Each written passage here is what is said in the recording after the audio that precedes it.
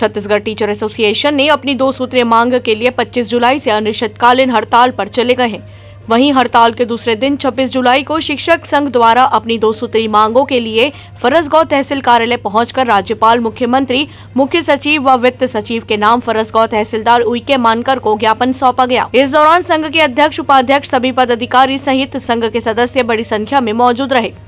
वहीं फरसगांव ब्लॉक शिक्षक संघ के संरक्षक नहेश्वर वर्मा ने कहा, छत्तीसगढ़ शासन द्वारा 34% महंगाई भत्ता के स्थान पर अभी भी राज्य के कर्मचारी, अधिकारियों और शिक्षकों को केवल 22% महंगाई भत्ता दिया जा रहा है तथा पेंशनरों को केवल 70% महंगाई भत्ता दिया जा रहा है, जबकि केंद्र सरकार व अन्य राज्य सरकारों के द्वारा कर्मचारियों, अधिकारियों, शिक्षकों को, पेंशनरों को 34% महंगाई भत्ता दिया जा रहा है।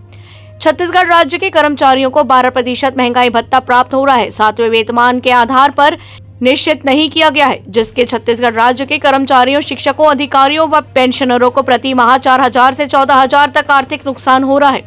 लंबित महंगाई भत्ता व 7वें वेतनमान के आधार पर गृह भाड़ा भत्ता के समस्त कर्मचारियों को पूर्ण किया जाए। सरकार मांग पूरी नहीं करेगी तो संघ नए तरीकों से सरकार को जगाने का काम करेगी और हड़ताल के तीसरे दिन 27 जुलाई बुधवार को कोंडागांव जिला मुख्यालय में विशाल धरना प्रदर्शन करेगी। फरसगांव से राम कुमार भारद्वाज की रिपोर्ट। देखिए, छत्तीसगढ़ टीचर्स एसोसिएशन के प्रांतीय आह्वान पर